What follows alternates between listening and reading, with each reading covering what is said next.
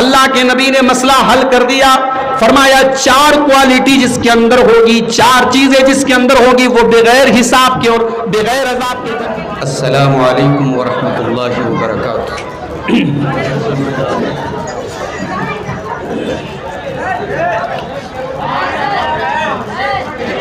الحمدللہ نحمده ونستعینه ونستغفره ونعوذ باللہ من شرور انفسنا ومن سیئات اعمالنا من يهده الله فلا مضل له ومن يضلل فلا هادي له وأشهد أن لا إله إلا الله وحده لا شريك له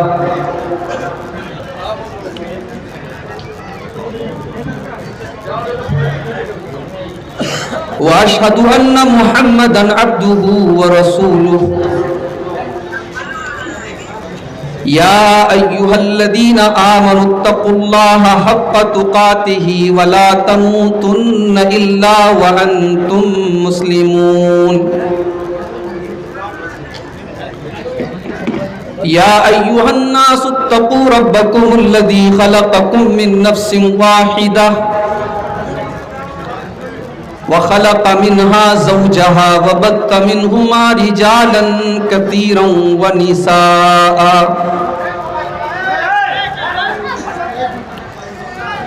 واتقوا الله الذي تساءلون به والأرحام إن الله كان عليكم رقيبا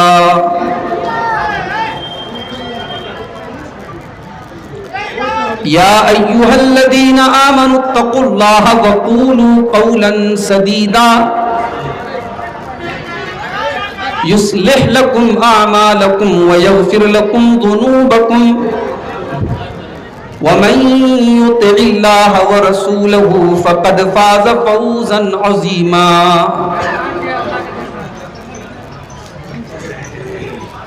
أما بعد فإن خير الحديث كتاب الله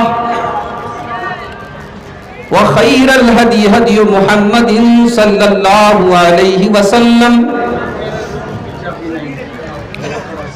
وشر الأمور محدثاتها وكل محدثة بدعة وكل بدعة ضلالة وكل ضلالة في النار. میرے روم کی چابی کنجی کس کے پاس ہے بھائی؟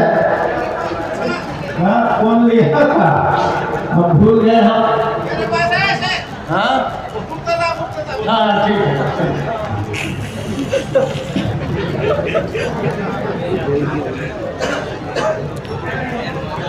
اعوذ باللہ من الشیطان الرجیم بسم اللہ الرحمن الرحیم قد افلح المؤمنون الذين هم في صلاتهم خاشعون والذين هم عن اللغو معرضون والذين هم للزكاة فاعلون والذين هم لفروجهم حافظون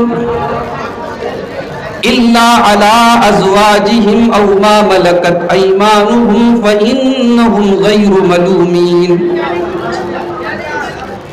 فمن ابتغى وراء ذلك فأولئك هم العادون والذين هم لأماناتهم وعهدهم راعون والذين هم على صلواتهم يحافظون أولئك هم الوارثون الذين يرثون الفردوس هم فيها خالدون.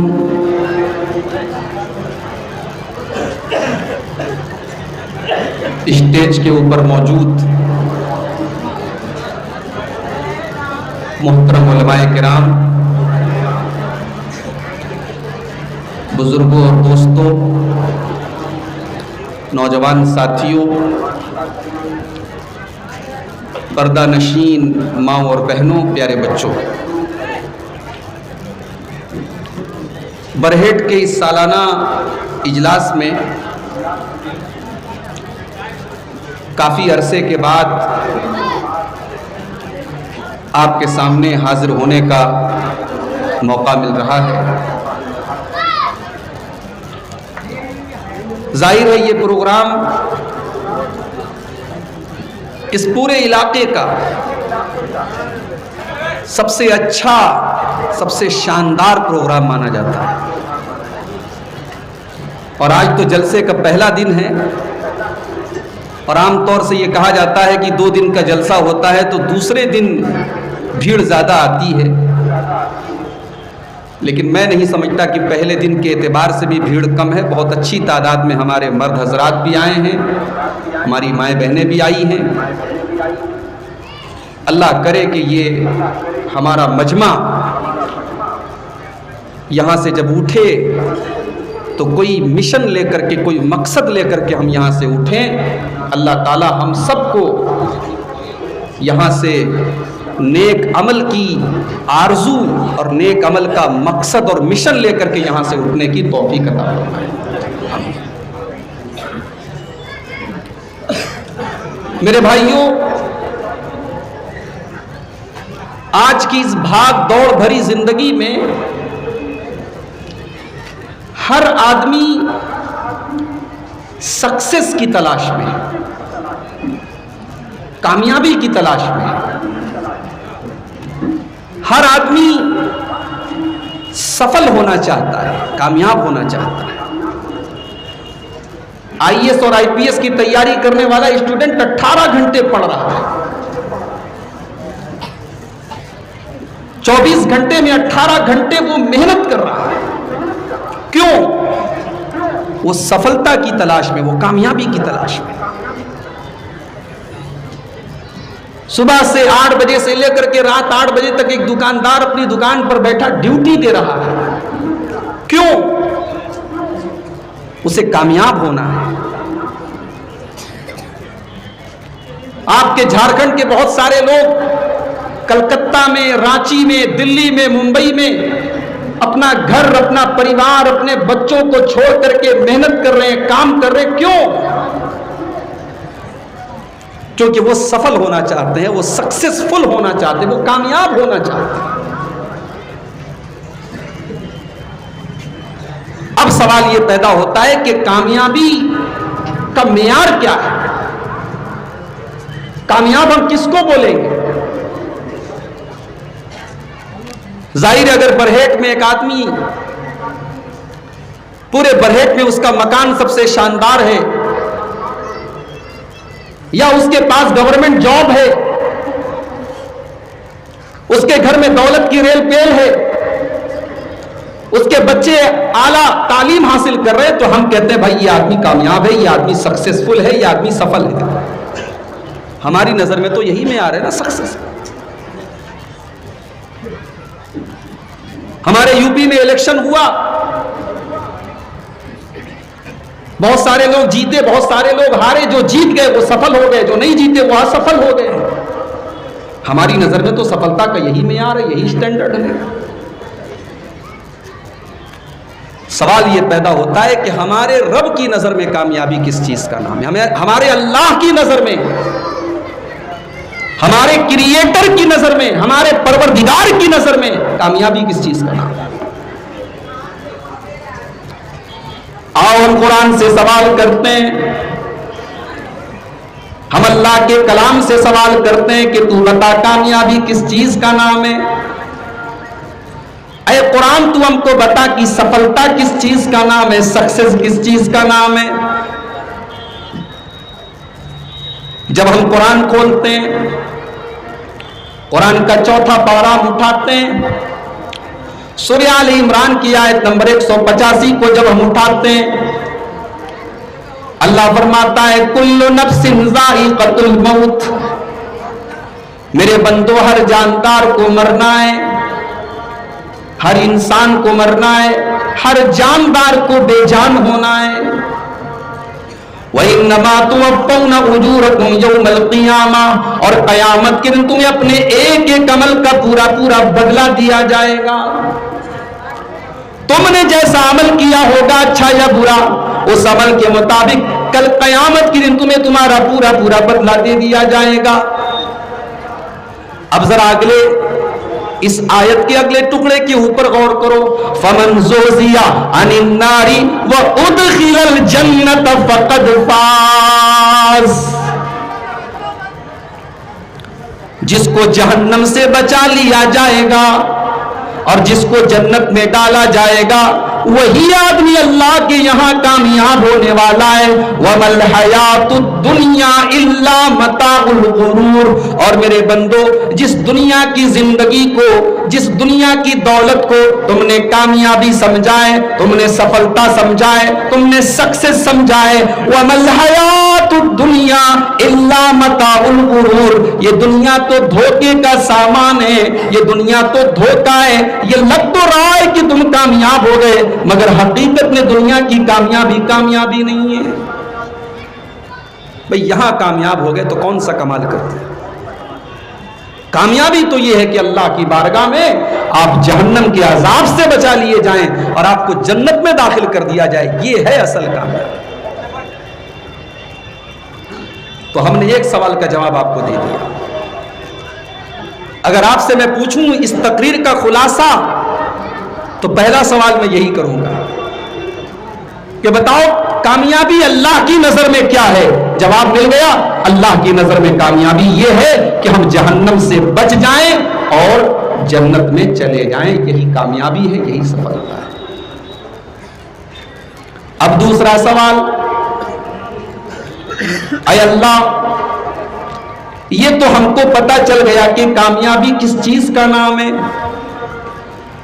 اے اللہ تو یہ بھی بتا دے کہ یہ کامیابی کن لوگوں کو ملے گی، یہ سفلتا کن لوگوں کو ملے گی، کون لوگ ایسے جو سفل ہونے والے، جو کامیاب ہونے والے، جو تیری بارگاہ میں جہنم سے بچنے والے ہیں اور جنت میں داخل ہونے والے ہیں۔ اب پھر قرآن سے پوچھو، جواب تو قرآن ہی میں ملے گا۔ میں منع نہیں کرتا اپنے بچوں کو انجینئر نہ بناؤ، میں منع نہیں کرتا اپنی بچیوں کو ڈاکٹر نہ بناؤ، ہماری قوم کو انجینئروں کی بھی ضرورت ہے، ہماری قوم کو ڈاکٹروں کی بھی ضرورت ہے، ہماری قوم کو وکیلوں کی بھی ضرورت ہے، ہماری قوم کو IPS آفیسر کی بھی ضرورت ہے، مگر میرے پیارے بھائیوں ہم سے قبر کے اندر یہ نہیں پوچھا جائے گا تم ڈاکٹر بنے کہ نہیں بنے، تم انجینئر بنے کہ نہیں بنے، تم میڈیکل سائنس کی تعلیم تم نے حاصل کی کہ نہیں۔ قبر میں جو سوال کیا جائے گا اس سوال کا جواب آپ کو قرآن میں ملے گا اور حدیث میں ملے گا۔ اللہ مغفرت فرمائے جناب حمید علی صاحب کی۔ بڑی خوشی ہوتی ہے مجھے جب ان کے بچوں کے بارے میں مجھے بتایا گیا۔ ایک بچی اس پورے بیلٹ میں، اس پوری برادری میں 18 سال کی اس بچی نے قرآن حفظ کر کے، حافظہ بن کر کے اس پوری برادری کا نام روشن کیا۔ اللہ ہم سب کے بچوں کو ایسا ہنر دے دے۔ میرے بھائیوں آپ کے علاقے میں کوئی بچی ڈاکٹر بن جائے تو شاید اس کا نام اخباروں میں چھپے گا، آپ کے علاقے میں کوئی لڑکا اگر IAS آفیسر بن جائے تو شاید ٹی وی پر اس کی نیوز آئے گی، مگر جو بچہ قرآن کا حافظ بن گیا، جو بچی قرآن کی حافظ بن گئی، دنیا کی اخبار میں اس کا فوٹو آئے نہ آئے، دنیا کے ٹیلی ویژن پر اس کا انٹرویو لیا جائے یا نہ لیا جائے، کل قیامت کے دن اللہ کی بارگاہ میں اس بچے کو، اس بچی کو اللہ تبارک و تعالی عزت کا لباس پہنائے گا، اس کو سمان دیا جائے گا، اس کو رسپیکٹ دی جائے گی، اس کو آنر دیا جائے گا اور اس کے ماں باپ کے سر پہ تاج رکھا جائے گا۔ ساری دنیا کی نظریں دیکھیں گی یہ حمید علی صاحب ہیں، ان کے بچے نے قرآن کا حفظ کیا تھا، ان کی بچی نے قرآن کا حفظ کیا تھا، ان کے سر کے اوپر کل اللہ تعالیٰ کل قیامت کے دن اپنے بندوں کے سامنے ہر حافظ بچے کے ماں باپ کے سر پہ تاج رکھے گا۔ میرے بھائیوں یہ مقام اگر ملتا ہے تو قرآن کے ذریعے ملتا ہے۔ قرآن اور حدیث کی تعلیم بھی اپنے بچوں کو آپ دلائیں. 4-5 بچے ہیں تو ایک بچے کو آپ دین کا عالم بھی بنائیں. حقیر نہ سمجھے اس پڑھائی کو. آپ کا گھر بڑا شاندار ہے, آپ بڑے پیسے والے ہیں, تو کیا آپ کا بچہ مدرسے میں نہیں پڑھ سکتا؟ ہارون رشید بہت بڑا بادشاہ ہے, اس نے اپنے بچوں کو دین کی تعلیم دینے کے لیے اس دور کے جو سب سے بڑے امام تھے ان سے کہا, امام صاحب میرے بچے آپ کے پاس جا کر کے دین کی تعلیم حاصل نہیں کر پائیں گے. بادشاہ کے بچے ہیں, شہزادے ہیں, غریبوں کے بغل میں بیٹھ کر کے وہ قرآن اور حدیث نہیں پڑھ پائیں گے. آپ میرے بچے کے لیے ٹائم نکال دیں, میں آپ کو مہینہ دینے کو تیار ہوں, میں آپ کو سیلری دینے کو تیار ہوں. آپ میرے محل میں, میرے دربار میں آ کر کے میرے بچوں کو پڑھائیں. امام صاحب نے کہا یہ تو نہیں ہو سکتا. پیاسا کنویں کے پاس جاتا ہے, کنواں پیاسے کے پاس نہیں جاتا ہے. آپ کے بچوں کو قرآن اور حدیث سیکھنا ہے, انہیں میرے پاس آنا پڑے گا. ان کے لیے الگ سے میں کوئی تعلیم نہیں بچھاؤں گا. اسی چٹائی پر جس پر سارے بچے پڑھتے ہیں ان کو بھی پڑھنا پڑے گا. اور آج بھی ہمارے دینی اداروں میں آپ دیکھ لیں, امیر باپ کے, کروڑپتی باپ کے بچے بھی پڑھتے ہیں, اور مدرسے کی بغیر چھلے ہوئے آلو کی سبزی اور وہ پتلی سی دال اور وہ موٹا سا چاول اور ہفتے میں ایک دن ملنے والا گوشت, وہ ساری چیزیں ان کو صبر کرنا پڑتا ہے. ٹھیک ہے ان کے ماں باپ اپنے گھر کے بہت پیسے والے ہیں, مگر یہاں آپ کے لیے کوئی الگ قانون نہیں ہے. یہ مدرسہ اور یہ دینی تعلیم کے جو مرکز ہے میرے بھائیوں, یہ بتاتے ہیں کہ یہاں تم سب برابر ہو, یہاں کسی کے ساتھ کوئی بھید بھاؤ نہیں کیا جائے. تو بات کہاں سے کہاں نکل گئی. کامیابی کن لوگوں کو ملے گی؟ اب یہ سمجھنے کے لیے قرآن کا 18واں پارہ آپ کھولیے اور قرآن کے 18ویں پارے کی پہلی آیت سے لے کر کے 11 نمبر کی آیت تک آپ پڑھتے چلے جائیں. اعوذ باللہ من الشیطان الرجیم, بسم اللہ الرحمن الرحیم. قد افلح المؤمنون الذین هم فی صلاتهم خاشعون. قرآن کے 18ویں پارے کی پہلی آیت ہے, اور آیت کی سٹارٹنگ میں اللہ تعالیٰ یہ بیان کر رہا ہے قد افلح المؤمنون, کامیاب ہو گئے مومن لوگ, کامیاب ہو گئے ایمان والے. اب یہ پہلی نشانی ہے کامیاب لوگ. اگر آپ کو سفلتا چاہیے, اگر آپ کو اللہ کے یہاں کامیاب ہونا ہے, تو سب سے پہلی کنڈیشن کیا ہے, سب سے پہلی شرط کیا ہے؟ آپ کو ایمان والا بننا پڑے گا, آپ کو ایمان لانا پڑے گا. ایمان کس کو کہتے ہیں؟ ہم نے تو یہ سمجھا مسلمان کے گھر میں پیدا ہوئے, ختنہ کرا لیا, گوشت ہم کھا رہے ہیں دونوں ٹائم, نام ہمارا عبداللہ ہے, عبد الرحمن ہے. ہم سے بڑا مومن کون ہے, ہم سے بڑا مسلمان کون ہے؟ میرے پیارے بھائیوں, اسلام کس چیز کا نام ہے اور ایمان کس چیز کا نام ہے؟ آؤ ذرا اپنے نبی سے سوال کرتے ہیں. اللہ کے پیارے نبی کے پاس ایک مرتبہ حضرت جبرائیل علیہ السلام ایک عام آدمی کی شکل میں آتے ہیں. جبرائیل علیہ السلام فرشتوں کے سردار ہیں اور وہ ایک انسان کی شکل میں آتے ہیں اور آ کر کے سوال کرتے ہیں, یا محمد اخبرنی عن الاسلام, اے محمد مجھے بتائیے کہ اسلام کس چیز کا نام ہے؟ اللہ کے نبی فرماتے ہیں اسلام 5 چیزوں کا نام ہے. ان تشہد لا الہ الا اللہ, تم اس بات کی گواہی دو کہ اللہ کے سوا کوئی معبود نہیں ہے. وان محمد رسول اللہ, تم اس بات کی گواہی دو کہ محمد صلی اللہ علیہ وسلم اللہ کے رسول ہیں. دونوں چیز کی گواہی دینا ہے. آپ اللہ کو مانیں اور محمد الرسول اللہ کو نہ مانیں, سفل نہیں ہو سکتے, کامیاب نہیں ہو سکتے. ڈاکٹر ذاکر نائک کا میں بہت احترام کرتا ہوں, بہت بڑے اسکالر ہیں, مگر کہیں کہیں انسان سے چوک ہو جاتی ہے. اپنی ایک تقریر میں انہوں نے یہ بات کہی, سوال کیا گیا اگر کوئی محمد الرسول اللہ کو رسول نہ مانے اور اللہ کو ایک مانے, اللہ کی توحید میں کوئی شرک نہ کرے اور محمد الرسول اللہ کو رسول نہ مانے, تو کیا اس کی جنت میں جانے کی پاسبلٹی ہے؟ کیا اس کی جنت میں جانے کی سمبھاونا ہے؟ تو ڈاکٹر ذاکر نائک صاحب نے کہا کہ 99.99% تو چانس نہیں ہے، لیکن 0.001% چانس ہے۔ ہمارے علماء نے فوراً ان کی اس بات پر نوٹس لیا کہ ڈاکٹر صاحب آپ کی یہ بات صحیح نہیں ہے،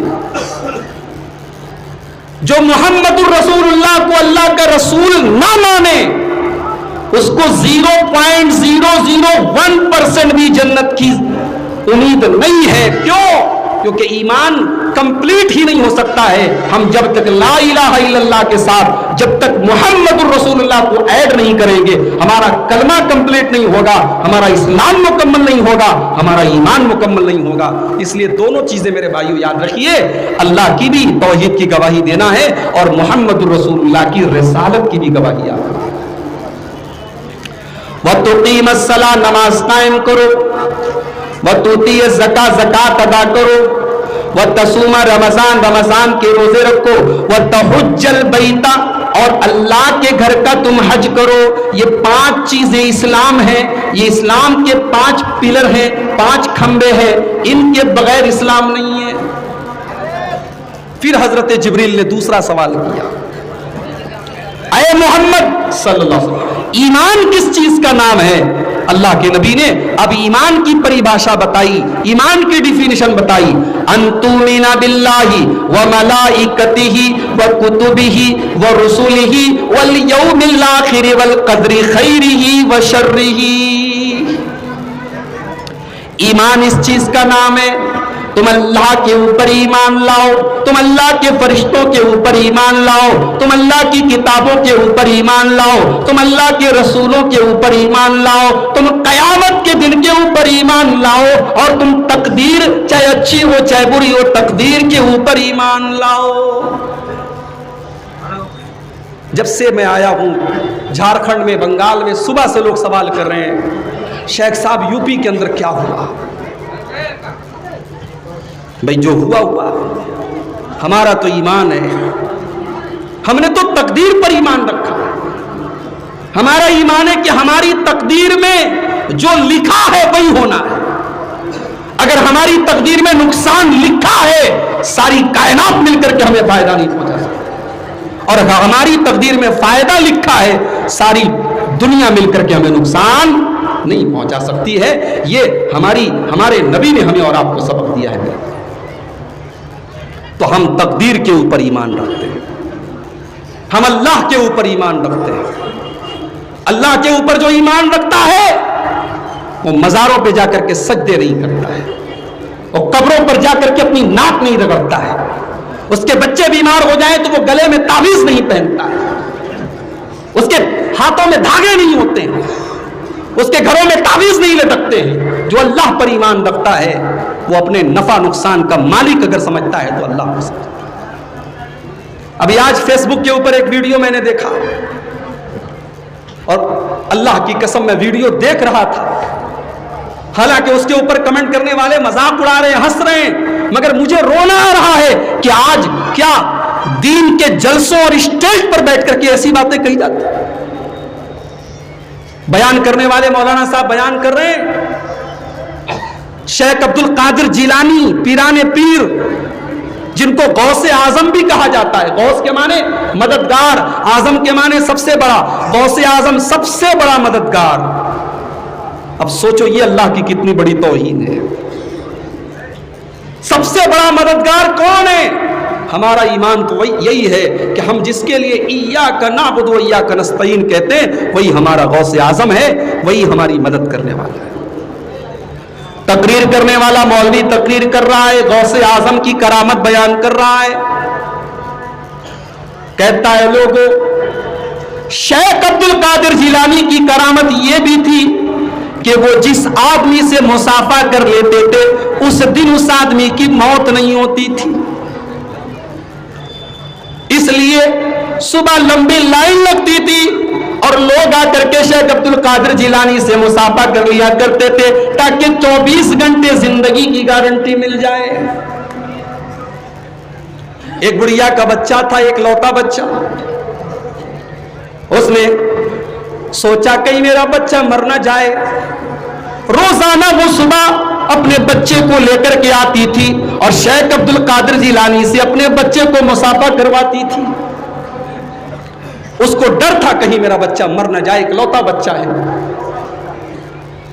ایک دن مصافحہ کروا کے گھر پہنچی، بچہ اوپر برآمدے سے آنگن میں گر گیا، بچے کا انتقال ہو گیا.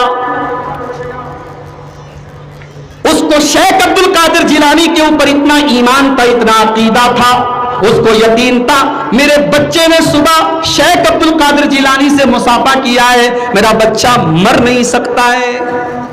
اب یہ مولوی صاحب بیان کر رہے ہیں، میں آپ کو صرف نقل کر رہا ہوں، میں کاپی پیسٹ کر رہا ہوں. بچے کو لے کر کے بڑھیا آئی.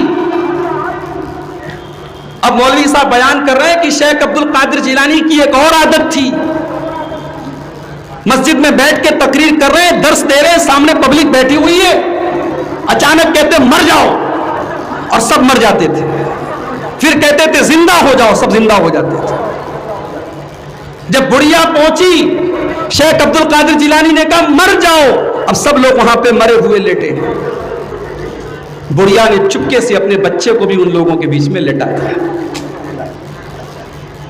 اس کو اتنا بھروسہ تھا شیخ عبد القادر جیلانی کے اوپر کہ اب شیخ عبد القادر جیلانی جب یہ کہیں گے اٹھ جاؤ تو سارے لوگوں کے ساتھ میرا بچہ بھی اٹھ جائے گا. جب شیخ عبد القادر جیلانی نے کہا اٹھ جاؤ، سب لوگ اٹھ گئے، بچہ نہیں اٹھا. بڑھیا آئی، کہنے لگی پیران پیر صاحب میرا بچہ مر گیا ہے اور اسے آپ کو زندہ کرنا ہے، کیونکہ یہ آپ سے مصافحہ کر کے گیا تھا اور ابھی میں لے کر کے آئی تو میں آپ کے جتنے سامنے آپ کے پبلک بیٹھی تھی، آپ نے کہا مر جاؤ، میں نے اپنے بچوں کو بھی ان کے بیچ میں لٹا دیا، سب زندہ ہو گئے، میرا بچہ ابھی تک زندہ نہیں ہوا. شیخ عبد القادر جیلانی نے کہا تیرا بچہ اگر میرے کہنے پر مرا ہوتا تو زندہ ہو جاتا، وہ میرے کہنے پہ نہیں مرا ہے. اب بڑھیا ضد کرنے لگی میرا اکلوتا بچہ ہے اور آپ سے مصافحہ کر کے گیا ہے، آپ کو زندہ کرنا پڑے گا. شیخ عبد القادر جیلانی نے ہوا میں ایسے ہاتھ کیا اور جھٹکے سے اپنا ہاتھ کھینچا، بچہ زندہ ہو گیا. اب جتنے مرید وہاں بیٹھے تھے انہوں نے کہا شیخ صاحب یہ آپ نے ہاتھ جھٹکے سے کیا، آخر کیا کیا آپ نے؟ کہا کہ اسرائیل جو روح کو قبض کرنے والا فرشتہ ہے وہ روحوں کو لے کر کے جا رہا تھا، میں نے جھٹکے سے تمام روحوں کو نکال دیا. آج اس بچے کی وجہ سے جتنے لوگوں کی وہ روح لے کے جا رہا تھا سب زندہ ہو گئے. یہ ہے اللہ کی توہین میرے پیارے بھائی. شیخ عبد القادر جیلانی تو ایک عالم تھے، ہمارے پیارے نبی کو بھی یہ اختیار نہیں دیا گیا کہ مردے کو زندہ کر سکیں. آپ کا اپنا بیٹا ابراہیم رضی اللہ تعالیٰ عنہ آپ کی گود میں دم توڑ رہا ہے، آپ کے بیٹے کی سانسیں اکھڑ رہی ہیں، اس کے دل کی دھڑکن رک رہی ہے، اس کی نبض ٹوٹ رہی ہے. اللہ کے نبی اپنے بچے کو گود میں لیے، آپ کی آنکھوں سے آنسو جاری ہیں اور موت کے سامنے آپ بھی بے بس بنے ہوئے ہیں اور آپ بڑے درد کے ساتھ رو رہے ہیں. آپ کی آنکھوں سے آنسو جاری ہیں اور آپ یہ کہہ رہے ہیں ان العین تدمع والقلب يحزن ولا نقول الا ما يرضى ربنا. اے میرے بچے ابراہیم، تیرے باپ کی آنکھوں سے آنسو بہ رہے ہیں، تیرے باپ کا دل غمگین ہے، تیرے باپ کا دل اداس ہے، تیرا باپ تیرے جانے سے دکھی ہے، مگر تیرے باپ کی زبان سے آج کوئی ایسا جملہ نہ نکلے گا جس سے تیرے باپ کا رب ناراض ہو جائے، تیرا اللہ ناراض ہو جائے. اے میرے بچے، تیرا باپ بھی تجھے آج موت سے نہیں بچا سکتا. نبی اپنے بچے کو موت سے نہیں بچا سکتے. شیخ عبد القادر جیلانی جس کو چاہے زندہ کر دیں. میرے بھائیوں، یہ اللہ تبارک و تعالیٰ کی توہین نہیں ہے تو اور کیا ہے. اسی کو اللہ نے قرآن میں کہا وما قدر اللہ حق قدرہ، ان لوگوں نے اللہ کی قدر نہیں کی جیسی کرنی چاہیے تھی. تو سب سے پہلی کامیابی کی سیڑھی کیا ہے؟ ایمان لاؤ اللہ.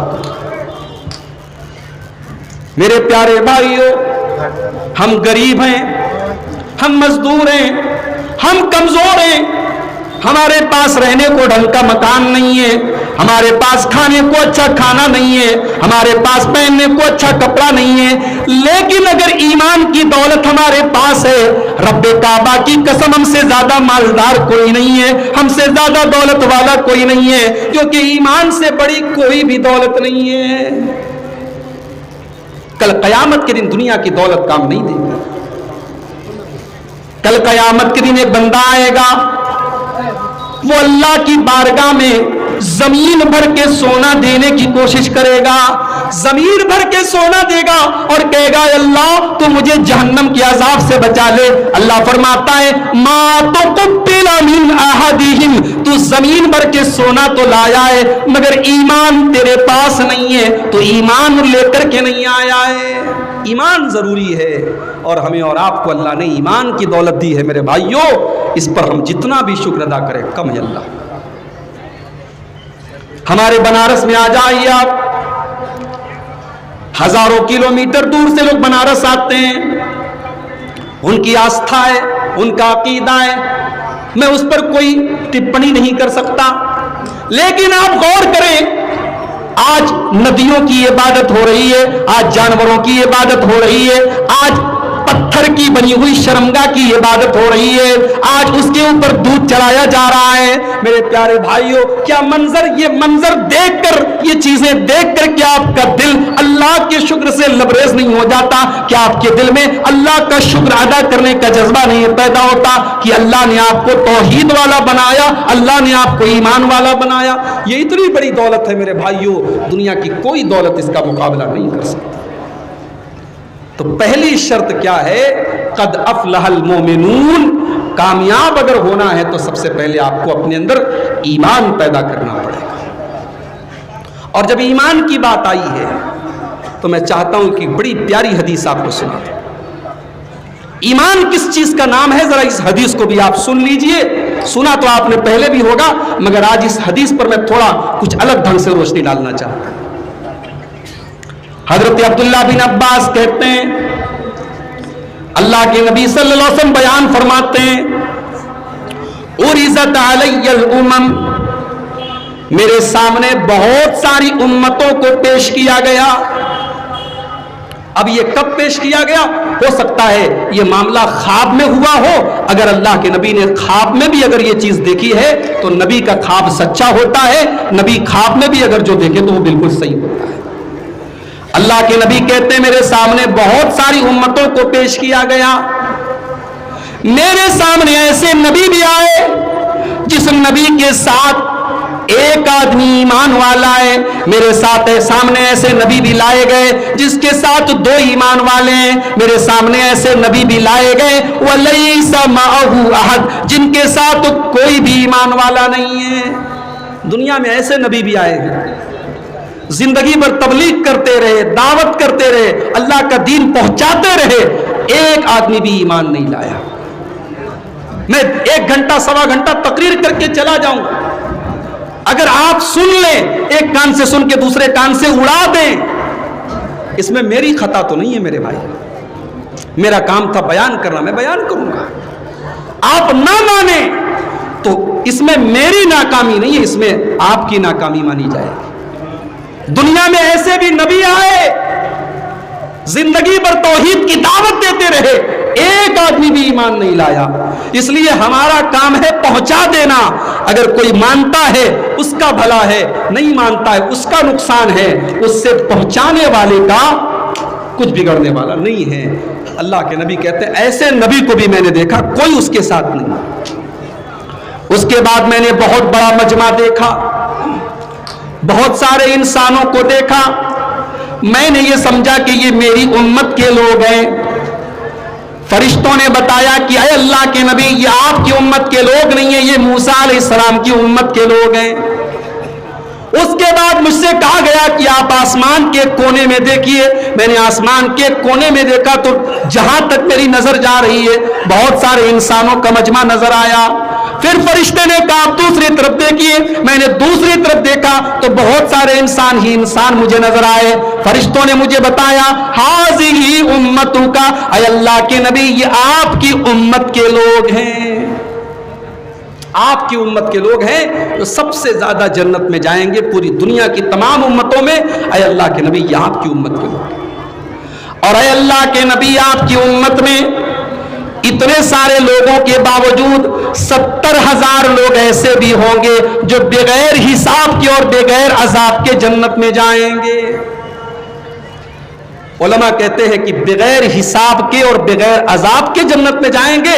اس کا مطلب یہ ہوا کہ یہ جو 70,000 لوگ ہوں گے ان سے قبر کے اندر بھی سوال جواب نہیں ہوگا. ان کو قبر میں بھی حساب نہیں دینا ہے, قیامت کے دن بھی حساب نہیں دینا ہے. ان کا نہ حساب ہوگا نہ ان کو کوئی عذاب ہوگا. اللہ کے نبی نے اتنا بیان کیا, اس کے بعد آپ اپنے کمرے میں چلے گئے, اپنے حجرے میں چلے گئے. اب صحابہ بیٹھ کر کے ڈسکس کرنے لگے. ہم اور آپ جب چائے کے ہوٹلوں پر بیٹھتے ہیں تو سیاست اور راجنیتی کی باتیں کرتے ہیں. ہم اور آپ جب اپنے گھروں میں بیٹھتے ہیں تو دنیا کی باتیں کرتے ہیں. صحابہ جب بیٹھا کرتے تھے تو دین کی باتیں کیا کرتے تھے, جنت کی باتیں کیا کرتے تھے, آخرت کی باتیں کیا کرتے تھے. اللہ کے نبی حدیث بیان کر کے گئے, صحابہ آپس میں گفتگو کر رہے ہیں, چرچا کر رہے ہیں, وچار ومرش کر رہے ہیں, ڈسکس کر رہے ہیں. وہ کون سے 70,000 لوگ ہیں جو بغیر حساب و کتاب کے جنت میں جائیں گے؟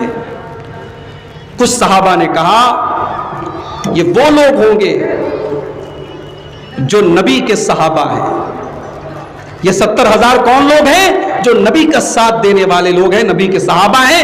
یہ بغیر حساب کتاب کی جنت میں جائیں گے. پھر کچھ لوگوں نے کہا نہیں, ارے ہم تو پہلے شرک کرتے تھے, بعد میں ایمان لائے. ہماری آنے والی جو نسلیں ہوں گی, جو مسلمان گھر میں پیدا ہوں گی, جنہوں نے کبھی شرک نہیں کیا ہوگا, وہ 70,000 لوگ ہوں گے اور وہ جنت میں جائیں گے. ابھی صحابہ آپس میں بات کر ہی رہے تھے کہ اللہ کے پیارے نبی اندر سے نکلے اور آپ نے پوچھا ہے میرے صحابہ کیا بات ہے, کس بات پر ڈسکس ہو رہا ہے, کیا تم باتیں کر رہے ہو؟ صحابہ نے کہا اللہ کے نبی ہم اسی بات پر ڈسکس کر رہے ہیں, وہ کون سے 70,000 لوگ ہوں گے جو بغیر حساب کے اور بغیر عذاب کے جنت میں جائیں گے. اللہ کے نبی نے مسئلہ حل کر دیا. فرمایا 4 کوالٹی جس کے اندر ہوگی, 4 چیزیں جس کے اندر ہوگی, وہ بغیر حساب کے اور بغیر عذاب کے جنت میں جائے گا. ہم الذین لا یسترقون, جو جھاڑ پھونک نہیں کرواتے ہیں. اب یہاں مسئلہ یاد کرو, بچہ بیمار ہو گیا, مولانا صاحب کے پاس ہم گئے, مولانا صاحب بچے کو تھوڑا دم کر دیجئے, یہ جائز ہے, یہ صحیح ہے, یہ ثابت ہے, کوئی حرج کی بات نہیں. مگر توکل کا اعلیٰ درجہ یہ ہے, ایمان کا اعلیٰ درجہ یہ ہے, ایمان کا ٹاپ گریڈ یہ ہے کہ آپ مولانا صاحب کے پاس نہ جائیں. آپ کا بچہ اگر بیمار ہے آپ دعا یاد کر لیں اور خود بچے کو دم کریں. آپ بیمار ہیں آپ خود اپنے اوپر دم کریں. آپ کی بچیوں کو دعا یاد ہو, بچی اپنے اوپر دم کرے. آپ دوسروں سے نہ کروائیں, یہ بہتر ہے, یہ افضل ہے. اور یہ 70,000 لوگوں میں یہ کوالٹی ہوگی, وہ دوسروں سے جھاڑ پھونک نہیں کرواتے. ولا یتطیرون, وہ بدشگونی نہیں لیتے, وہ کسی چیز کو منحوس نہیں سمجھتے. وہ کار سے جا رہے, بلی نے راستہ کاٹ دیا تو وہ گاڑی کا بریک دبا کر کے گاڑی روک نہیں دیتے.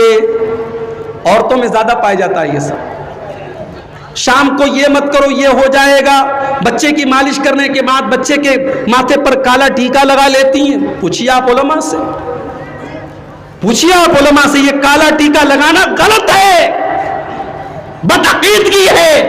کسی کالے ٹیکے سے کوئی نظر وزر کا کوئی مسئلہ نہیں ہے. صبح صبح آپ گھر سے نکلے, گاڑی گر گئی, ایکسیڈنٹ ہو گیا, نقصان ہو گیا, آپ کے منہ سے کیا نکلا؟ ارے یار پتہ نہیں صبح کس کی شکل دیکھ کر کے نکلا تھا. نہیں کہنا چاہیے, جو کسی کی شکل دیکھنے سے نقصان نہیں ہوتا ہے میرے بھائیوں. ولا یتطیرون, 70,000 لوگ جو بغیر حساب و کتاب کے جنت میں جائیں گے وہ کسی چیز سے شگون نہیں لیتے, کسی چیز کو منحوس نہیں سمجھتے. ہمارے یہاں شادی کی جب تاریخ طے ہوتی ہے 13 تاریخ کو شادی نہیں کریں گے, 3 تاریخ کو شادی نہیں کریں گے, 23 تاریخ کو شادی, جس میں 3 آئے گا اس میں شادی نہیں کریں گے. سفر کے مہینے کو ہمارے یہاں تیزی کا مہینہ بولتے ہیں. آپ کیا بھی بولتے ہیں؟ سفر کا مہینہ، محرم کے بعد جو سفر کا مہینہ آتا ہے اس کو ہمارے یہاں تیزی کا مہینہ بولتے ہیں. بولتے ہیں اس میں جو بچہ پیدا ہوتا ہے بہت تیز ہوتا ہے، اس میں بہت سے لوگ شادی نہیں کرتے. غلط ہے یہ تمام چیزیں. نہ کوئی دن منحوس ہے، نہ کوئی ہفتہ منحوس ہے، نہ کوئی مہینہ منحوس ہے. دور جاہلیت میں لوگ شوال کے مہینے کو منحوس سمجھتے تھے. شوال کے مہینے میں لوگ شادی نہیں کرتے تھے.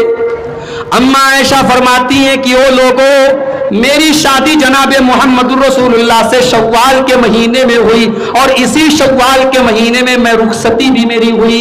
اگر یہ مہینہ منحوس ہوتا تو میری نبی سے اس مہینے میں شادی نہ ہوتی اور اسی مہینے میں میری رخصتی بھی نہ ہوتی. اور نبی کی تمام بیویوں میں نبی سب سے زیادہ مجھے چاہتے ہیں. مجھ سے زیادہ خوش نصیب کون ہے؟ لہٰذا جو اللہ کے نیک بندے ہیں، 70,000 والے جو بندے ہیں، ولا یتطیرون، وہ کسی چیز کو منحوس نہیں سمجھتے. ولا یبتغون، اور وہ دغواتے نہیں ہیں.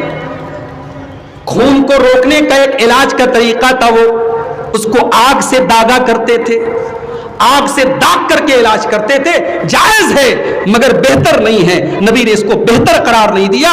اللہ کے نبی کہتے ہیں وہ 70,000 لوگ بدن پر دغواتے نہیں. اب دغوانے کا رواج تو ختم ہو گیا. اب آج کل ٹیٹو کا رواج چلا ہے. لڑکے اپنے ہاتھوں کی کلائیوں پر لڑکیوں کا نام ٹیٹو کی شکل میں لکھوا رہے ہیں. لڑکیاں لکھوا رہی ہیں. میرے بھائیوں، کل قیامت کے دن آپ نے جو ٹیٹو بنوایا ہے اس کا حساب آپ کو دینا پڑے گا. کیونکہ اللہ نے جو ہاتھ آپ کو دیا تھا اس ہاتھ پہ کسی لڑکی کا نام نہیں لکھا تھا. اگر آپ کو اپنی بیوی سے محبت ہے تو بیوی کے ساتھ اچھے اخلاق سے آپ پیش آئیں. بیوی کا حق ادا کریں. اپنے ہاتھوں کی کلائی پر اور اپنے سینے پر بیوی کا نام ٹائپ کروانے سے اور ٹیٹو بنوانے سے محبت ثابت نہیں ہوتی. تو اللہ کے جو 70,000 بندے ہوں گے وہ دغواتے نہیں ہیں. وَعَلَىٰ رَبِّهِمْ يَتَوَكَّلُونَ، اور وہ اپنے رب کے اوپر بھروسہ کرتے ہیں، توکل کرتے ہیں. تو اس کا نام ہے میرے پیارے بھائیوں ایمان. اور کامیابی کی پہلی نشانی جو اللہ نے کیا بیان کی؟ قد افلح المومنون.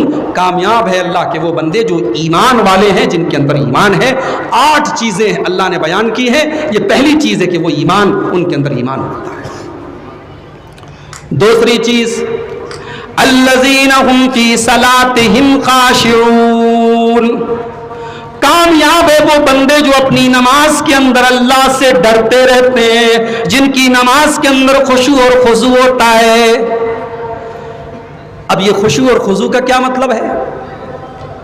آپ اگر نماز پڑھنے گئے اور آپ کا من نماز کے اندر نہیں لگ رہا ہے، آپ کو دکان یاد آ رہی ہے، آپ کو آپ کا کاروبار یاد آ رہا ہے، آپ کو بینک بیلنس یاد آ رہا ہے، یقین مانو میرے پیارے بھائیوں، آپ کی نماز آپ کے منہ کے اوپر مار دی جائے گی. کیونکہ ایک شیطان ہے جس کا کام ہے آپ کی نماز کو خراب کرنا، وہ آپ کی نماز کو خراب کر رہا ہے. ایک انصاری صحابی کھجوروں کے باغ میں کھڑے ہیں. موطا امام مالک کی صحیح روایت ہے، کھجوروں کے باغ میں کھڑے ہیں. کھجوروں کے پکنے کا ٹائم ہے اور تازہ تازہ کھجوریں پکی ہوئی ہیں. صحابی کھجوروں کو دیکھ رہے ہیں. عصر کی اذان ہونے لگتی ہے. صحابی وضو بناتے ہیں، مسجد میں جاتے ہیں، عصر کی نماز پڑھنے لگتے ہیں. ان کو بار بار ان کے باغیچے کی کھجوریں یاد آ رہی ہیں، بار بار کھجوروں کا گچھا یاد آ رہا ہے. وہ بھول جاتے ہیں کہ میں نے 3 رکعت پڑھی ہے کہ 4 رکعت پڑھی ہے. وہ کنفیوز ہو جاتے ہیں، اپنی نماز کی رکعتیں بھول جاتے ہیں. سلام پھیرتے ہیں. ان کے دل میں خیال آیا، آج ان کھجوروں کی وجہ سے میں نے اپنی نمازوں کو خطرے میں ڈال دیا. صحابی کے منہ سے الفاظ نکلے، الہامی عن الصلاۃ، میری اس کھجور نے مجھے اللہ کے ذکر سے غافل کر دیا، مجھے نماز سے غافل کر دیا. صحابی عثمان غنی کے پاس آتے ہیں، اے عثمان، اے امیر المومنین، وہ کھجوروں کا میرا باغ ہے، میں آپ کو گواہ بنا کے کہتا ہوں، اس باغ کو میں اللہ کی راہ میں خرچ کر رہا ہوں، میں اس باغ کو اللہ کی راہ میں دے رہا ہوں. جو باغ مجھے میری نماز سے غافل کر دے، اس باغ کو میں اپنے پاس نہیں رکھوں گا. میرے پیارے بھائیوں، اگر آپ کا موبائل آپ کو نماز سے غافل کر رہا ہے تو سوچو آپ کا کیا حال ہوگا. آج مجھے بتایا آپ کے اسی بریک میں آنے کے بعد لوگوں نے मौलवी साहब इस पर भी थोड़ा आप बोलिएगा। सट्टा कर रहा है, जुआ खेल रहा है, 5 टाइम का नमाजी है। अब भाई हम ये तो नहीं कह सकते कि जो जुआ खेल रहा है वो नमाज ना पढ़े। भाई जुआ खेलना गुनाह है, सट्टा खेलना गुनाह है, उसमें नमाज का कोई दोष नहीं है, उसमें नमाज की कोई गलती नहीं है। भाई दाढ़ी रखने वाला अगर चोरी करे तो इसका मतलब ये तो नहीं कि दाढ़ी रखना गलत है। भाई दाढ़ी रखना सही है, जरूरी है। अब दाढ़ी रख करके कोई चोरी कर रहा है, ये और बड़ा गुनाह कर रहा है। तुम 5 टाइम के नमाजी हो और उसके बावजूद तुम सट्टा खेल रहे हो, तुम लॉटरी खेल रहे हो, तुम जुआ खेल रहे हो। इसका मतलब ये हुआ कि नमाज तो तुम पढ़ रहे हो मगर तुम्हारी नमाज के अंदर खुशू और खुजू नहीं है, तुम्हारी नमाज के अंदर अल्लाह का डर नहीं है। इसलिए कि जिसकी नमाज के अंदर अल्लाह का डर होगा, कुरान कहता है इन्ना सलाता तन्हा अनिल फहशाई वल मुनकर, बेशक नमाज बेहयाई से रोका करती है, बेशक नमाज बुराइयों से रोका करती है। अगर आपकी नमाज के बावजूद आप गंदे काम कर रहे हैं, आप घिनौने काम कर रहे हैं, आप ज़िना कर रहे हैं, आप शराब पी रहे हैं, आप जुआ खेल रहे हैं, इसका मतलब ये हुआ कि आपकी नमाज आपको बुराई से रोक नहीं पा रही है। इसलिए पहली जो कामयाबी की जो दूसरी शर्त अल्लाह ने बयान की कि वो अपनी नमाज के अंदर खुशू और खुशू इख्तियार करते हैं। और यहां एक बात मैं और भी कहना चाहूंगा, नमाज जब आप पढ़िए तो कोशिश कीजिए कि आपकी नमाज जनाब मोहम्मद रसूलुल्लाह सल्लल्लाहु अलैहि वसल्लम के तरीके के मुताबिक हो। इसलिए कि आपकी नमाज में अगर नबी का तरीका नहीं है तो हो सकता है कि आपकी नमाज अल्लाह की बारगाह में एक्सेप्ट न की जाए, स्वीकार न की जाए। बुखारी की रिवायत है, हजरत हुज़ैफा ने देखा कि एक आदमी नमाज पढ़ रहा है लेकिन रुकू सही तरीके से नहीं कर रहा है, सजदा सही तरीके से नहीं कर रहा है। जब उस आदमी ने सलाम फेर लिया, हजरत हुज़ैफा ने उसको बुलाया और कहा मा सल्लैता, तूने नमाज नहीं पढ़ी क्योंकि तेरी नमाज नबी के तरीके के मुताबिक नहीं थी, और अगर इसी हाल में तू मर गया तो तू इस्लाम के ऊपर नहीं मरेगा, तू फितरत के ऊपर नहीं मरेगा।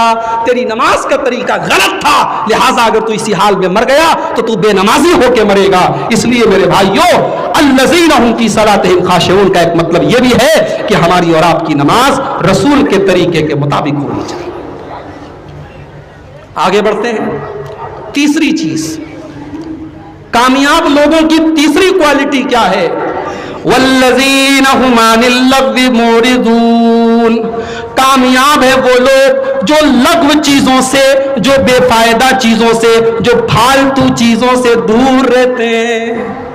यहां गौर करो, अल्लाह ने यह नहीं कहा कि हराम से दूर रहते हैं, अल्लाह ने यह नहीं कहा गुनाह से दूर रहते हैं, अल्लाह ने कहा लग़्व चीजों से दूर रहते हैं। अब जाहिर है जो लग़्व चीजों से दूर रहेगा वो गुनाह से ऑटोमेटिक दूर रहेगा। अरे जो जुबान से फालतू बात नहीं निकालता है वो गाली निकालेगा क्या? जो नमाज से, जो जुबान से किसी की बुराई, जो जुबान से गलत बात निकालता ही नहीं है, वो न किसी की बुराई करेगा, न गीबत करेगा, न गाली देगा। लग़्व चीजों से दूर रहते हैं। इसीलिए अल्लाह कुरान में कहता है, मेरे नेक बंदे अगर फालतू चीजों के पास से गुजर भी जाएं, किसी सिनेमा हॉल के पास से गुजर जाएं, उनके सामने कोई खूबसूरत लड़की बेपर्दा होकर के निकल भी जाए, वईज़ा मर्रू बिल्लग़्वी मर्रू किरामा, मेरे नेक बंदे तो वो हैं वो फालतू चीजों को देख करके इज्जत के साथ, शराफत के साथ नजरें झुका करके गुजर जाते हैं, वो फजूल चीजों को देखा नहीं करते। अभी बात इस पर भी आएगी, बेपर्दगी के मामले पर भी हम बात करेंगे। आइए आगे की क्वालिटी देखते हैं। कितनी चीजें हो गई? 3 चीजें। नंबर 4, वल्लज़ीना हुम लिज़्ज़काति फ़ाइलून, कामयाब लोगों की चौथी क्वालिटी, वो ज़कात अदा करते हैं, वो ज़कात में कोई चोरी नहीं करते। एक साहब ने मेरे पास फोन किया एक मर्तबा, कहने लगे मौलवी साहब ये बताइए, इंडिया के अंदर हम लोग टैक्स भी देते हैं और ज़कात भी देते हैं, तो कोई एक चीज हम दें, हम टैक्स भी दें, हम ज़कात भी दें, हमारे ऊपर डबल बोझ क्यों डाला जाता है? मैंने कहा जनाब, ज़कात कोई टैक्स नहीं है, टैक्स आप गवर्नमेंट ऑफ इंडिया को देते हैं, नहीं देंगे गवर्नमेंट आप पर पेनाल्टी लगाएगी, मगर ज़कात अगर आप नहीं देंगे आपके माल की बरकत छीन ली जाएगी। आपका माल आपके लिए कल क़यामत के दिन वबाल बन जाएगा, अज़ाब बन जाएगा अगर आपने अपने माल की ज़कात नहीं निकाली। और आप लोग तो खेती करने वाले लोग भी हैं, किसान लोग भी हैं। ज़कात का ताल्लुक बारिश से भी है। अल्लाह के नबी ने इब्ने माजा की सही हदीस में फरमाया, वमा लम यमनऊ ज़कात अमवालिहिम इल्ला मुनिउल क़त्र मिनस समा। जब कोई कौम ज़कात नहीं देती है, ज़कात देने में आनाकानी करती है, उस कौम के ऊपर आसमान से बारिश नहीं होती है, उस कौम के ऊपर सूखा पड़ जाता है। इसका मतलब ये हुआ कि ज़कात हम जमीन पर दे रहे हैं और बरकत आसमान से उतर रही है। अगर हमने ज़कात में चोरी की तो आसमान से बारिश नहीं होगी मेरे प्यारे भाई। तो अल्लाह के जो कामयाब बंदे हैं वो ज़कात अदा करें। और यहां पर एक बात और नोट कर लीजिए, अगर हम अपने समाज का सर्वे करेंगे तो नमाज के बाद आम तौर से लोग रोजा तो रखते हैं, ज़कात के मामले में लोग ढीले हैं। रमजान में रोजा 90% लोग रखते हैं, मगर ज़कात के मामले में लोग ढीले हैं। तो मेरी बात नोट कर लो और अपने दिमाग में बिठा लो, रोजा बाद में है। इस्लाम में तीसरे नंबर पर अगर कोई चीज है तो वो ज़कात है। पहले नंबर पर कलमा है, यानी अल्लाह के एक होने की गवाही देना, मुहम्मद रसूलुल्लाह के रसूल होने की गवाही देना। दूसरे नंबर पर नमाज है और तीसरे नंबर पर बोलो भाई क्या है? ज़कात है। रोजा चौथे नंबर पर है। आप चौथे नंबर के ऊपर तो तवज्जो दे रहे हैं, मगर तीसरे नंबर पर अगर आपने तवज्जो नहीं दी और आपने अपने ज़कात की सही तरीके से अदायगी नहीं की तो आप कामयाब नहीं हो सकते। इसीलिए अल्लाह कह रहा है वल्लज़ीन हुम लिज़्ज़काति फ़ाइलून, मेरे कामयाब है वो बंदे जो ज़कात को अदा करते हैं। नंबर 5, वल्लज़ीन हुम लिफ़ुरूजिहिम हाफ़िज़ून। कामयाब लोगों की 5वीं क्वालिटी ये है कि वो अपनी शर्मगाह की हिफाजत करते हैं। वो ज़िना नहीं करते, वो गलत काम नहीं करते, वो बदकारी नहीं करते, वो एडल्टरी नहीं करते, वो किसी गैर औरत की तरफ गलत नजर से नहीं देखते। वल्लज़ीन हुम लिफ़ुरूजिहिम हाफ़िज़ून, वो अपनी शर्मगाहों की हिफाजत करते हैं। अब शर्मगाह की हिफाजत कैसे होगी? इसका जवाब अल्लाह ने उसी कुरान में 18वें पारे में सूरह नूर के अंदर दे दिया है। कुल लिल मोमिनीन यग़ुज़्ज़ू मिन अबसारिहिम व यहफ़ज़ू फ़ुरूजहुम। ऐ नबी, ईमान वाले मर्दों से कह दो वो अपनी निगाहों को नीची रखें और अपनी शर्मगाह की हिफाजत करें। जब तक निगाह की हिफाजत नहीं करोगे शर्मगाह की हिफाजत नहीं हो सकती।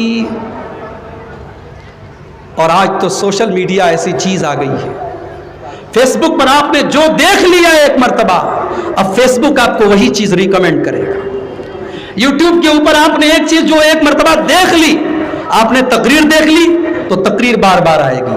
आपने सीरियल देख लिया, सीरियल बार बार आएगा। आपने कोई नंगी चीज देख ली, वो नंगी चीजें बार बार आएगी। आज मोबाइल हमारी निगाहों की हिफाजत को तोड़ने का बहुत बड़ा जरिया बन चुका है।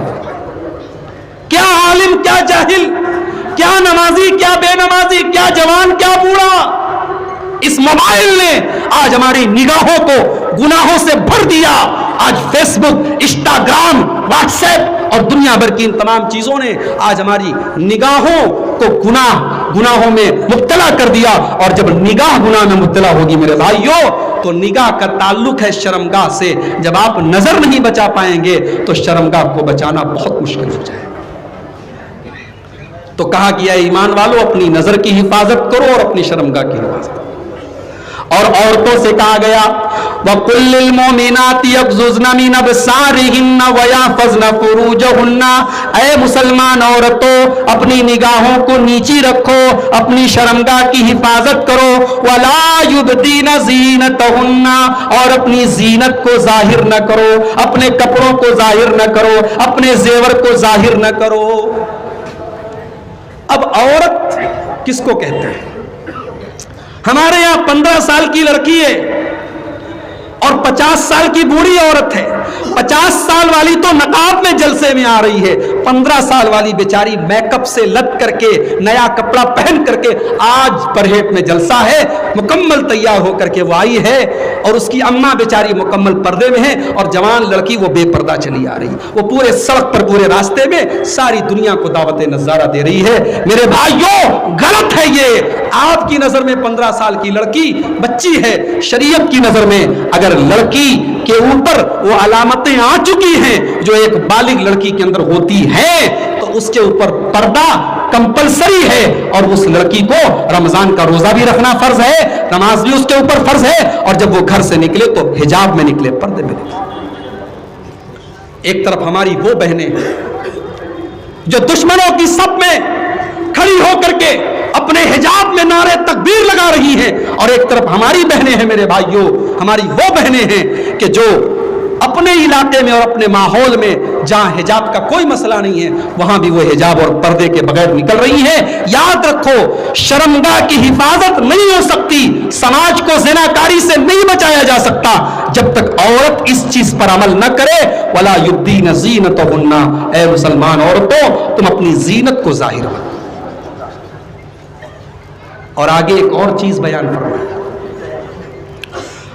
فرمایا وَقَرْنَ فِي بُيُوتِكُنَّ, اے مسلمان عورتوں تم گھر کے اندر رہا کرو, بلا ضرورت گھر سے باہر نہ نکلا کرو. شاپنگ کرنا تمہارا کام نہیں ہے, کاروبار کرنا تمہارا کام نہیں ہے, نوکری کرنا تمہارا کام نہیں ہے. حالات کے تحت اگر کبھی نکلنا بھی پڑ جائے تو پردے سے نکلو. وَقَرْنَ فِي بُيُوتِكُنَّ, اے عورتوں تم اپنے گھروں کے اندر رہا کرو.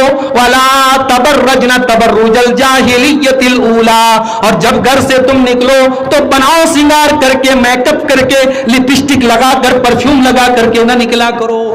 یہاں تک کہا اللہ کے نبی نے اگر کوئی عورت خوشبو لگا کر کے مسجد میں آتی ہے نماز پڑھنے کے لیے, ایسی عورت کی نماز قبول نہیں ہوگی, 40 دن تک اس کی نماز قبول نہیں ہوگی اگر وہ خوشبو لگا کر کے مسجد میں آتی ہے.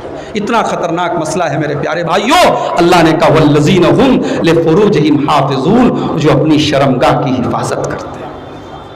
اب ایک سوال پیدا ہوا, اے اللہ لڑکا جوان ہو گیا, لڑکی جوان ہو گئی, دونوں کے اندر طلب ہے, مرد کو عورت کی ضرورت ہے, عورت کو مرد کی ضرورت ہے, اور اے اللہ تو کہہ رہا ہے کہ شرمگاہ کی حفاظت بھی کرنا ہے, تو پھر ہم کیا کریں؟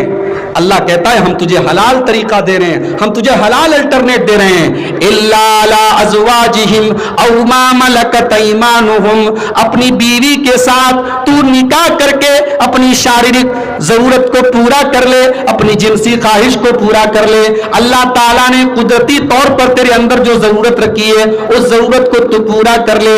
فمن ابتغى وراء ذلك فاولئک هم العادون, اب جب شادی ہو گئی, تجھے جائز طریقے سے تیری ضرورت پوری ہو گئی, اب تو اگر ادھر ادھر منہ مارے گا تو تو اللہ کے قانون سے بغاوت کرنے والا ہے, تو زنا کرنے والا ہے, تو بدکاری کرنے والا ہے, تو اللہ کا باغی ہے, تو کامیاب نہیں ہو سکتا, تو جنت میں نہیں جا سکتا. تو یہ چیز ہے میرے بھائیوں, شرمگاہ کی حفاظت کرنا ہے. اسی لیے اللہ کے نبی فرماتے ہیں من یضمن لی ما بین لحیہ وما بین رجلیہ یضمن لہ الجنہ, دونوں پیروں کے بیچ میں جو چیز ہے یعنی شرمگاہ, اور دونوں داڑھ کے بیچ میں جو چیز ہے یعنی زبان, جو زبان کی گارنٹی لے لے, جو شرمگاہ کی گارنٹی لے لے, میں اسے جنت کی گارنٹی دیتا ہوں. اسی لیے اللہ کے نبی فرماتے ہیں عورت 4 کام کر لے وہ جنت کے جس دروازے سے چاہے وہ جنت میں چلی جائے گی. اذا صلت المرأۃ خمسا, 5 ٹائم کی نماز کی پابندی کرے, وصامت شہرہا, رمضان کا روزہ رکھے, واطاعت زوجہا, شوہر کی خدمت اور اطاعت کرے, واحسنت فرجہا, اور اپنی شرمگاہ کی حفاظت کرے. 4 کام عورت کر لے, کچھ اور نہ کرے, دخلت من ابواب الجنت شاءت, وہ جس دروازے سے چاہے جنت میں جا سکتی. 5 چیزیں ہو گئی. نمبر 6 اور نمبر 7, 2 چیزیں اللہ تعالیٰ نے ایک ہی آیت کے اندر اکٹھا بیان کی. والذین هم لاماناتہم وعہدہم راؤون, कामयाब लोगों की छठी क्वालिटी, वो अपनी अमानत में खयानत नहीं करते। अब अमानत किसको कहते हैं? अमानत का आसान तर्जुमा अगर मैं आपके सामने करूं, आसान का अगर बहुत आसान ट्रांसलेशन में करूं, अमानत का मतलब है ड्यूटी, अमानत का मतलब है कर्तव्य, अमानत का मतलब है फर्ज। जो अपने फर्ज को सही तरीके से निभाए वो कामयाब होगा। अब फर्ज में बहुत सारी चीजें आ गई मेरे भाई। ऐसे भी मदरसे के जिम्मेदार हैं जो बेचारे मदरसा चला रहे हैं, लॉकडाउन आया, चंदे नहीं मिले, उन्होंने अपनी जेब से मदरसे का खर्च चलाया है और टीचरों को तनख्वाहें दी। हमने ऐसे जिम्मेदारों को भी हम जानते हैं मेरे भाई। और ऐसे भी मदरसे के जिम्मेदार लोग हैं जो बेचारे टीचरों को क्या तनख्वाह देंगे, वो मदरसे के चंदे से अपना पेट भरते हैं।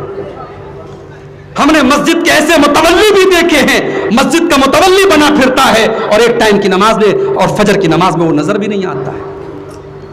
हमने ऐसे टीचर भी देखे हैं, 50,000 रुपये गवर्नमेंट सैलरी दे रही है, 5-6 घंटे उनको पढ़ाना है, लेकिन मदरसे में चले जाओ, क्लास में चले जाओ, बच्चे सामने शरारत कर रहे हैं, मौलवी साहब बैठ के मोबाइल चला रहे हैं। ये है अमानत में खयानत। आपको पैसा किस चीज का दिया जा रहा है? हमारे बनारस में एक अहले हदीस आलिम थे, मौलाना अबुल कासिम साहब बनारसी, सफर पे जा रहे थे, स्टेशन पर पहुंचे, ट्रेन छूटने वाली थी, टिकट नहीं खरीद सके, ट्रेन पे चढ़ गए। वो अगला स्टेशन आया, कोई टीटी चेक करने वाला नहीं है, आसानी से स्टेशन के बाहर निकल सकते हैं। बाहर निकले, बनारस से इलाहाबाद जा रहे थे, माफ कीजिए इलाहाबाद मैंने कह दिया, उसका नया नाम प्रयागराज है भाई, नाम बदल गया, हमारे बाबा जी ने नाम बदल दिया। टिकट खरीद नहीं पाए, पहुंचे वो इलाहाबाद प्रयागराज, टीटी नहीं मिला, चाहते निकल सकते थे बाहर, टिकट काउंटर पे गए, पूछा इलाहाबाद से बनारस का टिकट कितने का है? उसने बताया उस जमाने में जो भी था 5 रुपया, 2 रुपया, 10 रुपया जो भी था, उन्होंने टिकट खरीदा, खरीद के फाड़ दिया। किसी ने पूछा मौलवी साहब जब टीटी नहीं था, चेक करने वाला नहीं था, आप निकल जाते, क्या जरूरत थी टिकट लेने की? कहा नहीं, ये खयानत हो जाती और ये मैं नहीं कर सकता। हुकूमत के खाते में वो 10 रुपया जाना चाहिए क्योंकि मैं सफर करके आया हूं। ऐसे उलमा थे तो करप्शन नहीं था मेरे भाई, ऐसे अल्लाह वाले थे तो बेईमानी नहीं थी। और आज जिसको 2 रुपया बेईमानी करने का मौका मिल रहा है वो 2 रुपया कर रहा है, जिसको 2 करोड़ रुपये का मौका मिल रहा है वो 2 करोड़ रुपया कर रहा है। वल्लज़ीना हुम लिअमानातिहिम, कामयाब वो लोग हैं जो अपनी अमानत को निभाते हैं। और जब अमानत की बात आई है तो एक बात और कहना चाहूंगा, माँ बाप सुन लें, बच्चे भी आपकी अमानत है, जवान बेटी भी आपकी अमानत है, जवान बेटा भी आपकी अमानत है। बेटा रात में 2 बजे घर आता है, कोई सवाल नहीं, बेटा घर में आया, मुंह से सिगरेट की महक आ रही है, मुंह से दारू की महक आ रही है, कोई सवाल नहीं। बेटी अगर 10 बजे के बजाय 11 बजे आ रही है तो बेटी के ऊपर सवालों की बौछार है। भाई होना चाहिए, मैं ये नहीं कह रहा हूं कि बेटियों को आप छोड़ दे, सवाल बेटी से भी होना चाहिए और सवाल बेटे से भी होना चाहिए। अमानत है दोनों, अल्लाह की बारगाह में पूछा जाएगा। हाजी साहब रात में आप तहज्जुद पढ़ते थे, अल्लाह की बारगाह में रोया करते थे, सुबह फजर की नमाज में मस्जिद में सबसे पहले जाते थे। जवान बेटा रात में 2 बजे घर में आकर के पड़ा रहता था, कभी आपने फजर में बेटे को उठाया? मां बेचारी दुपट्टा उठा करके रात भर दुआ करती थी, जवान बेटी रात में 2-2 बजे तक किसी से मोबाइल पर बातें करती थी। मां से पूछा जाएगा तू अंधी क्यों बन गई, तूने बेटी को मना क्यों नहीं किया, तूने बेटी को गलत चीजों से क्यों नहीं रोका? ये बच्चे, ये बच्चियां अमानत है मेरे प्यारे भाई। और आज तो जब से मोबाइल निकला है, अब बच्चों को हम कहां पाल रहे, अब तो मोबाइल पाल रहा है। कितनी औरतें, बच्चा खाना नहीं खा रहा है, जल्दी से मोबाइल उसको टिका दिया। अब बच्चा जो है लकड़ी की काठी वाला वीडियो देख रहा है तब वो खाना खा रहा है। बच्चों को हमने इतना मोबाइल का आदी बना दिया है कि बच्चा शरारत कर रहा, हमने झट से मोबाइल थमा दिया है। उसके बाद हम कहते हैं मौलवी साहब बच्चे तो मोबाइल के पीछे पड़े हैं। मोबाइल के पीछे पड़े नहीं, आपने पढ़ाया है उनको। امانت ہے میرے پیارے بھائیوں، یہ بچے امانت ہیں۔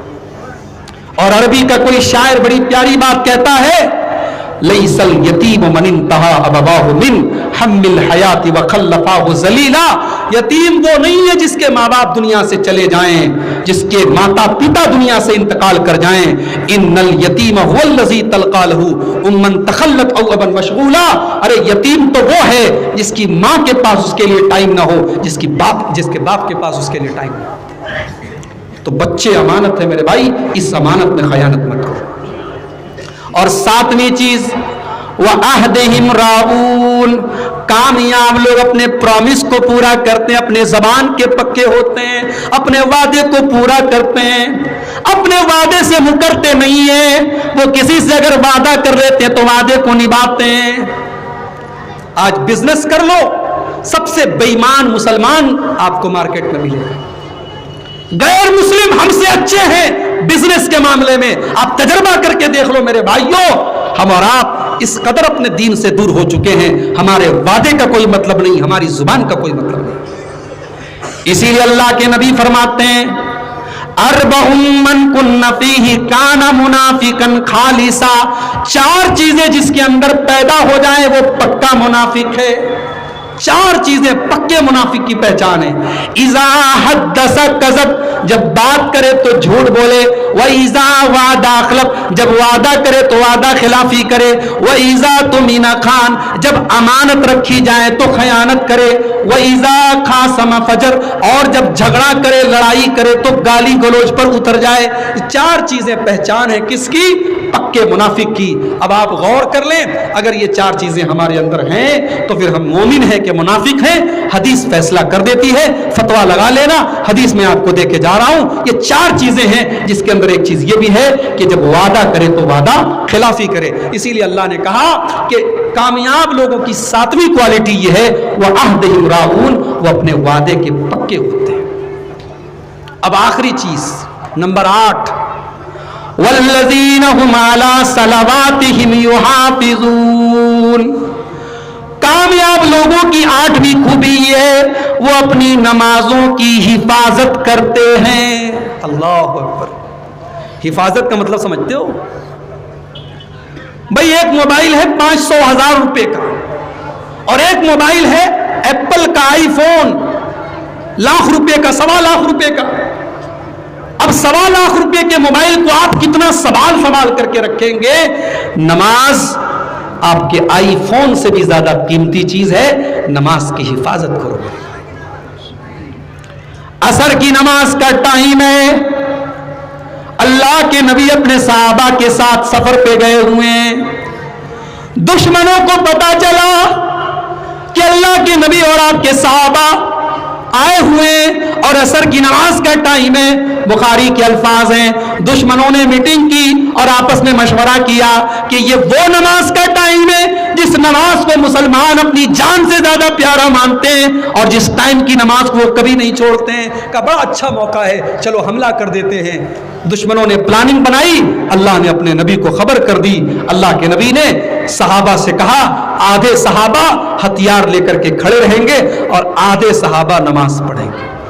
نماز تب بھی معاف نہیں ہوئی، کہا کہ آدھے ہتھیار لے کر کے کھڑے رہیں گے، آدھے نماز پڑھیں گے، اور جب یہ آدھے پڑھ لیں گے تو پھر وہ باقی آدھے نماز پڑھیں گے اور یہ ہتھیار لے کر کے کھڑے رہیں گے۔ یعنی نماز کا ایک نیا طریقہ جنگ کے حالات میں بیان کیا گیا، مگر نماز معاف نہیں کی گئی۔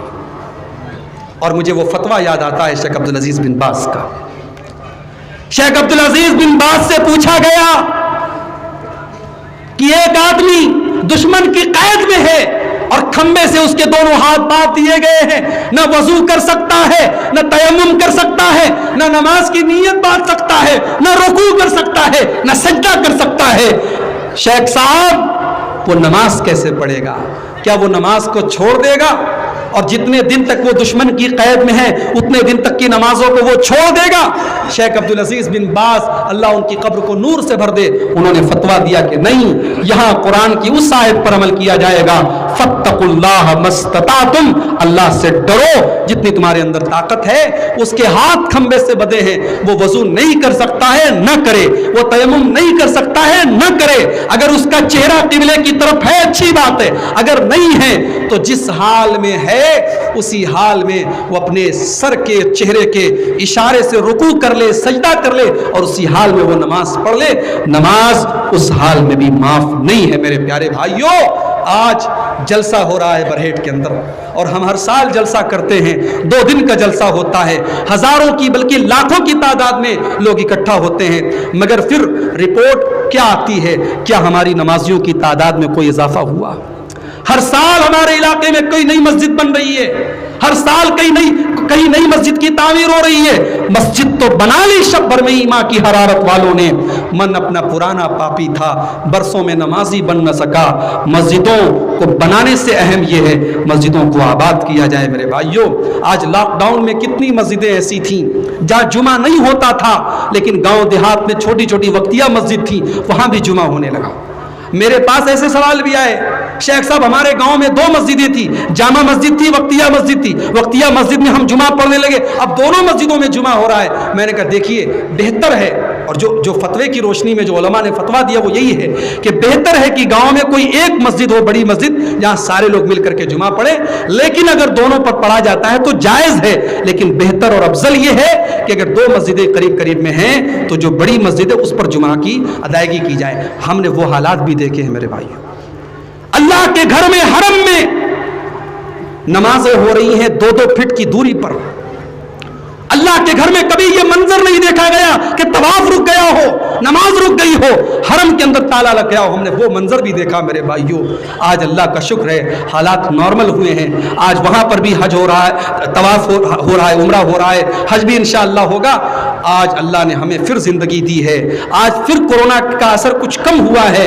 اور زندگی کتنے دن کی ہے میرے بھائی کوئی گارنٹی نہیں ہے، موت کب آ جائے گی کوئی گارنٹی نہیں ہے. لہٰذا یہ جو 8ویں نشانی ہے کہ اللہ کے کامیاب بندے اپنی نماز کی پابندی کرتے ہیں. آج اس جلسے سے جب آپ گھر جائیں تو یہ سوچ کر کے جائیں کہ ہم نماز کی پابندی کریں گے، اور آج ہونے والی فجر کی نماز آپ انشاءاللہ جماعت کے ساتھ پڑھنے کے بعد تب اپنے گھر میں جائیں گے. یہ عہد کر کے یہاں سے آپ اٹھیں. یہ 8 چیزیں اگر پیدا ہو گئیں ہمارے اندر تو اللہ تعالیٰ کہہ رہا ہے اولئک هم الوارثون. اللہ نے یہ نہیں کہا ایسے لوگ جنت میں جائیں گے، اللہ نے کہا جنت کے وارث بن جائیں گے. وارث کس کو کہتے ہیں؟ باپ کے انتقال کے بعد بیٹا وارث ہے. بیٹے کو دنیا کی کوئی طاقت باپ کی وراثت سے محروم نہیں کر سکتی. اگر یہ 8 چیزیں آپ کے اندر پیدا ہو گئی، اللہ گارنٹی دے رہا ہے کہ تم جنت کے وارث بن جاؤ گے. اور جنت بھی کون سی جنت؟ الذین یرثون الفردوس. جنت کا جو سب سے اعلیٰ درجہ ہے جنت الفردوس، وہ درجہ آپ کو انشاءاللہ ملے گا. یہ 8 چیزیں میں نے آپ کے سامنے بیان کی ہیں. اللہ سے دعا کرتا ہوں رب العالمین ہمیں ان 8 چیزوں کو اپنے اندر پیدا کرنے کی توفیق عطا فرمائے. اللہ تعالی ہمیں بھی اپنے کامیاب بندوں میں شامل فرما دے. رب العالمین ہمیں نماز کا پابند بنا دے. رب العالمین ہماری نمازوں میں خشوع اور خضوع پیدا فرمائے.